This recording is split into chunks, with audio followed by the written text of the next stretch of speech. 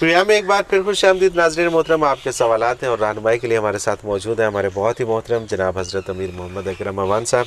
حضرت جی پروگرام میں اگلا سوال شامل کرتے ہیں، منیر حسین ہے اسلام آباد سے۔ یہ کہتے ہیں کہ جی میں ایک بزنس مین ہوں، الحمدللہ میرے گھر آفس سے لے کر گاڑی تک ایئر کنڈیشن ہے۔ اللہ تعالیٰ نے مجھے نماز پنجگانہ اور روزہ کی توفیق دے رکھی ہے۔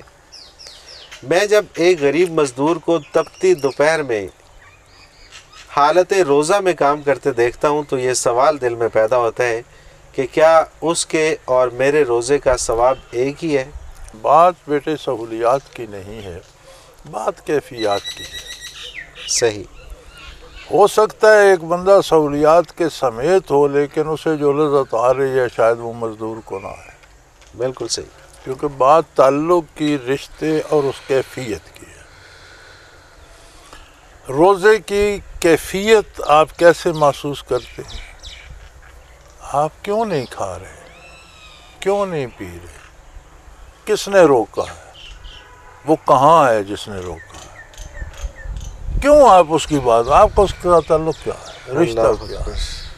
آپ کسی کے کہنے پر کیوں کھانے پینے سے روک گئے جب آپ کے پاس ہر چیز ہے؟ تو یہ ایک ان دیکھی ان سنی بات ہوتی ہے جو جسے کیفیت کہتے ہیں۔ یہ فیل کی جا سکتی ہے، لکھی پڑھی بیان نہیں کی جا سکتی۔ صحیح، بالکل ٹھیک۔ روزے کا اجر کا تعلق اس کیفیت سے ہے، مشقت سے بھی ہے۔ ایک آدمی مشکل میں روزہ رکھتا ہے، اللہ اسے زیادہ ثواب دے۔ ایک سہولت میں رکھتا ہے، اس کے پاس سہولتیں ہیں، لیکن جتنی اس کے پاس ظاہری سہولتیں آرام کرنے کی ہیں اتنا روزہ توڑنے کے چانسز بھی ہیں۔ بالکل ایسے ہی ہے، بالکل ایسے۔ اتنے مواقع روزہ نہ رکھنے کے بھی ہیں۔ اس کا مجاہدہ اپنی قسم کا ہے، اس کا مجاہدہ اپنی قسم کا ہے۔ اور جس کے پاس اتنی مراحت ہیں، جس کے پاس اتنی چیزیں ہیں، اس کے پاس اور بھی بہت سی رنگینیاں اور یہ چیزیں۔ ایک برکت جو مفلسی میں ہے، جو غریبی میں ہے، وہ امیر اس سے محروم رہتا ہے، یہ اس کو مل نہیں سکتی۔ وہ یہ ہے کہ غریبی میں بہت سے ایسے گناہ ہیں جن کے کرنے کی ہمت ہی نہیں ہے۔ بالکل ٹھیک۔ اب غریب بندہ روٹی کھائے گا، وسکی لا کے پیے گا۔ صحیح بات ہے، وہ کر ہی روٹی نہیں دو سکتا، وقت کی روٹی بڑی مشکل وہ کر ہی نہیں سکتا۔ تو اس طرح غریبی بہت سی نافرمانیوں سے بچا لیتی۔ صحیح۔ یہ ایک سہولت ہے۔ اور دولت ہوتے ہوئے، وسائل ہوتے ہوئے نافرمانی نہ کرنا، یہ ایک تعلق ہے، اس کا مزہ اپنا ہے۔ اللہ اکبر، بے شک، اس میں بچت ہے، بے شک، اس میں تعلق کا، رشتے تعلق کا کا مزہ رشتہ۔ ہے۔ تو دونوں کا اپنا اپنا حال ہے اور اللہ واقف ہے ان کے حال سے۔ اب دیکھیں نا، جس کے پاس تمام تر وسائل موجود ہیں، جو چاہے کر سکتا ہے، اس دنیا کی ساری رنگینیاں اس کے لیے حاضر ہیں، لیکن وہ پھر اس تعلق کو دیکھتے ہوئے اپنے روزے کو نبھاتا ہے۔ کیا اللہ تعالیٰ نے کیا نظام بنا رکھا ہے، دونوں طرح سے، دونوں اپنی اپنی جگہ پہ کس طرح سے ثواب لے رہے ہیں۔ اس کا اپنا انداز ہے، اس کا کیا بات ہے، کیا بات ہے۔ حضرت جی رضی اللہ فیصل آباد سے یہ کہتے ہیں کہ سورۃ القدر میں ہے کہ لیلۃ القدر میں فرشتے اور ارواح اترتی ہیں۔ فرشتوں کا نزول تو سمجھ میں آتا ہے، لیکن ارواح اترنے سے کیا مراد ہے؟ بہت سے علماء نے تو یہ لکھا ہے کہ روح سے مراد روح الامین ہے، اور جبرائیل امین دنیا پہ اللہ کی رحمتیں لے کر آتے ہیں، اور ٹھیک ہے، اس طرح کی بات۔ صحیح۔ اکثر علماء نے لکھا ہے کہ جو روحیں نجات میں ہوتی ہیں ٹھیک ہے، انہیں چند لمحے رخصت دی جاتی ہے کہ وہ دنیا میں واپس آئیں، اپنے گھروں کو، اپنے خاندان کو، اپنی اولادوں کو دیکھیں اور واپس جائیں۔ صحیح۔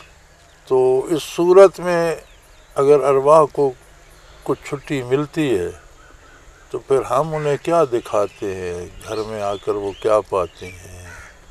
حلال ہے گھر میں، حرام بھرا ہوا ہے، مکان جائز وسائل سے بنے ہیں، ناجائز بنے ہوئے ہیں، ہم حلال کھا رہے ہیں، حرام کھا رہے ہیں، انہیں اور تکلیف دیتے ہیں۔ یہ ذرا خیال رکھنا چاہیے۔ بالکل صحیح۔ اچھا، اسی سے ایک ملتا جلتا سوال ہے، ہمارا رحمت ہے لاہور سے، یہ کہتی ہے لیلۃ القدر پہ جو فرشتے اور ارواح زمین پہ اترتی ہیں، وہ زمین پہ اتر کے کیا کرتی ہیں؟ میرا مطلب ہے کہ ان کے بھیجے جانے کا مقصد کیا ہے؟ کیوں بھیجی جاتی ہیں وہ؟ ارواح کو نظر آتا ہے کہ جو خاندان ہم نے چھوڑے تھے وہ کہاں پہنچے، ٹھیک ہے، کیا انہوں نے انہیں صحیح رہنمائی کی تھی، نہیں کی تھی، اور کی تھی تو یہ کیا کر رہے ہیں۔ فرشتے رحمت الہی لے کے آتے ہیں، اور ان برخورداران سے میری گزارش ہے کہ ہمارے یہاں یہ لیلۃ القدر پہ چھوٹے چھوٹے وہ پمفلٹ بھی چھپے ہوئے ہیں، المرشد میں بھی باہر آئی ہے، تو پوری سورہ قدر پہ بہت سی تقریریں ہیں، یہ کوئی پمفلٹ لے کر کوئی کتاب لے کر پڑھ لیں۔ صحیح، بالکل ٹھیک ہے۔ اچھا جی، جہاں پر میں ایک اور چیز آپ کی موجودگی کا فائدہ اٹھاتے ہوئے، یہ جو میانمار میں مسلمانوں کے ساتھ جو کچھ ہو رہا ہے، یہ کیوں ہو رہا ہے؟ اس کی کیا بنیادی وجہ ہے، اور ہمیں ہمارے ملک کو اس معاملے میں کیا کرنا چاہیے؟ بنیادی وجہ روئے زمین پر ایک ہی ہے جی، ہمیں اللہ کریم نے ایک عقیدہ دیا، ایک عمل دیا۔ صحیح۔ ایک وقت ایسا تھا کہ وہی نازل ہوئی اور صرف محمد الرسول اللہ اکیلے سننے والے تھے اور اکیلے مسلمان تھے۔ ٹھیک ہے، اس بوڑھے آسمان کو یاد ہے۔ پھر آپ نے حضرت خدیجہ رضی اللہ عنہ سے بات کی تو وہ ساتھ شامل ہو گئی، مسلمان دو ہو گئے۔ صحیح۔ خواتین میں پہلی مسلمان حضرت خدیجہ، بالکل ٹھیک۔ مردوں میں سے ابو بکر صدیق سے بات کی، انہوں نے قبول کر لی، تو مردوں میں پہلے مسلمان حضرت ابو بکر صدیق رضی اللہ۔ حضرت علی رضی اللہ عنہ بچے تھے اور ایک کرتا پہننے والے بچے تھے۔ صحیح۔ انہوں نے کہا میں بھی ایمان لایا، بچوں میں پہلے ایمان لانے والے حضرت علی کرم اللہ وجہ۔ ٹھیک ہے۔ اب یہ ایک خاتون، دو مرد، ایک بچہ پوری دنیا کو کیسے بدل دے؟ کمال ہے ویسے، سوچ کیسے سکتے ہیں اللہ اکبر، کہ ہم دنیا بدل دیں گے؟ لیکن وہی میں وہ تیقن اور وہ قوت ہوتی ہے کہ وہی جب نبی پہ آتی ہے تو وہ قطعی یقین ہوتا ہے اسے کہ یہی حق ہے، باقی باطل ہے، باطل کو مٹنا ہے۔ بالکل صحیح، بالکل صحیح۔ پھر جو اسلام قبول کرتا گیا، مارے کھائیں، بھوکے کاٹیں، گرم لوہے سے داغے گئے، اللہ، ایذائے حتیٰ کہ ہجرت کر گئے، کفر کے سامنے سرنڈر نہیں کیا۔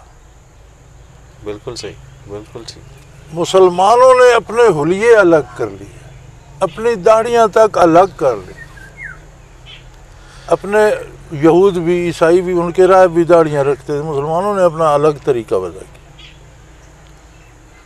بلکہ مدینہ منورہ میں کہ یہود کہتے تھے کہ یار یہ بندہ جو ہے یہ کو ہماری کوئی عبادت چھوڑے گا بھی صحیح، جو بھی ہم کرتے ہیں اس کے خلاف کرتا ہے۔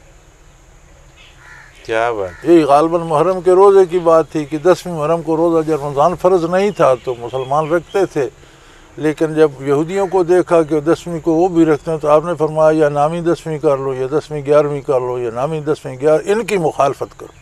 صحیح، بالکل ٹھیک، تو انہوں نے کہا یہ ہماری کوئی چیز رہنے بھی دیں گے؟ صحیح۔ اسلام اس سے شروع ہوا، اس کی اٹھان اتنی تھی کہ اس نے اللہ کے سوا کسی کے سامنے جھکنا گوارا نہیں کیا۔ اللہ نے اس کی مدد کی اور اس نے 25 سالوں میں،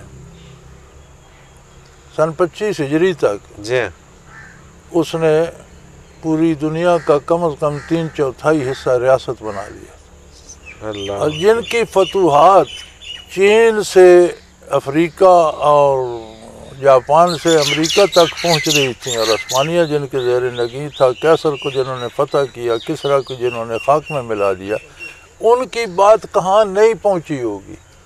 بالکل ٹھیک، بالکل صحیح۔ اب اس وقت کو اور آج کو دیکھیں، ہمارے ذہن کافروں کے غلام، جی ہاں، ہمارا کاروبار کافروں کافروں کا غلام، ہم ان سے مل کر سود کھا رہے ہیں، ہمارے فیصلے ان کے تابع، ہماری شکلیں ان جیسی، ہمارے لباس ان جیسے، تو follower can't be a leader. بالکل ٹھیک بات ہے، بالکل ٹھیک۔ ہم جب کافروں کے فالوور بن گئے تو ہم قیادت کے خواب کیوں دیکھتے ہیں؟ کیوں دیکھتے ہیں؟ صحیح بات ہے، صحیح بات۔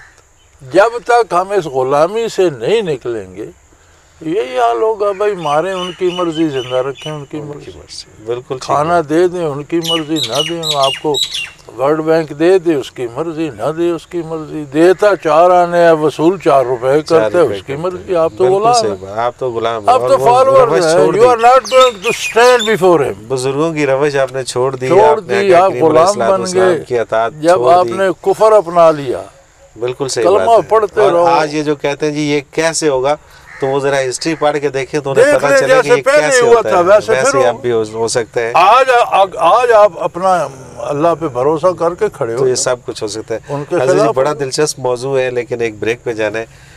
ناظرین محترم، اگر آپ بھی اس پروگرام میں شامل ہونا چاہیں تو اپنا کوئی سوال ہمیں بھیجنا چاہیں تو اسکرین پہ ہمارا نمبر موجود ہے، نوٹ فرما لیجئے 033349555021، اور اسی طرح سے اگر آپ ہمیں میل کرنا چاہیں تو ای میل ایڈریس اسکرین پہ موجود ہے questions@almurshid.tv۔ آپ اپنا کوئی بھی سوال ہو ہمیں بھیجیے، ہم اس پروگرام میں ضرور شامل کریں گے۔ ایک مختصر سا کمرشل بریک، اس کے بعد حاضر ہوتے ہیں، ہمارے ساتھ رہیے گا۔